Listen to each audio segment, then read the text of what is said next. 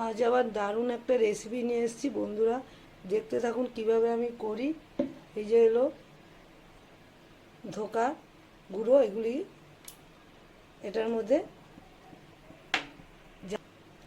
ডালের কাইটা আমি করে নিচ্ছি, করে নিয়ে থালার মধ্যে ঢালবো।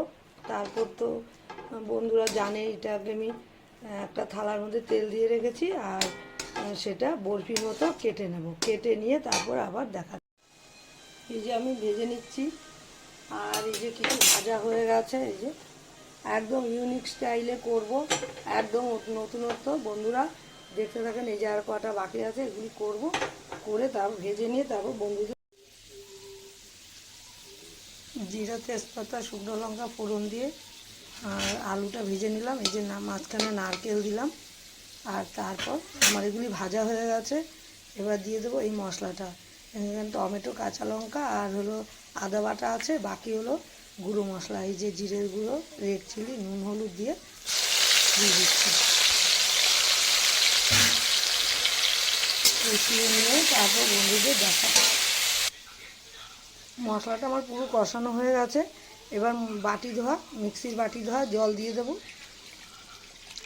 জল দিয়ে দেবো, একটু ফুটে উঠলে তারপর আলুটা আমার সেদ্ধ হয়ে গেছে, ঝোলটাও ফুটে উঠেছে। দিয়ে দেবো বরফিগুলো দিয়ে দেবো। তারপর দিয়ে দেবো 2-3 চামচ, বেশি না, 2 চামচ ফ্যাটানো দই, টক দই। তারপর দিয়ে দেবো একটু চিনি। চিনি স্বাদের ব্যালেন্সের জন্য দিতেই হয়, না দিলে মোটেও ভালো লাগে না, এই যে টেনে যাবে। তারপর লাস্টে আরও কি কি দেবো বন্ধুদের দেখাবো। একটু ফুটে উঠলে নামিয়ে দেবো। একটু ঝোলটা টানবে, বেশি ঝোল ঝোল রাখবো না, একটু মাখা মাখা রাখবো। ঝোলটা টেনে উঠলে তারপর আবার দেখাচ্ছি।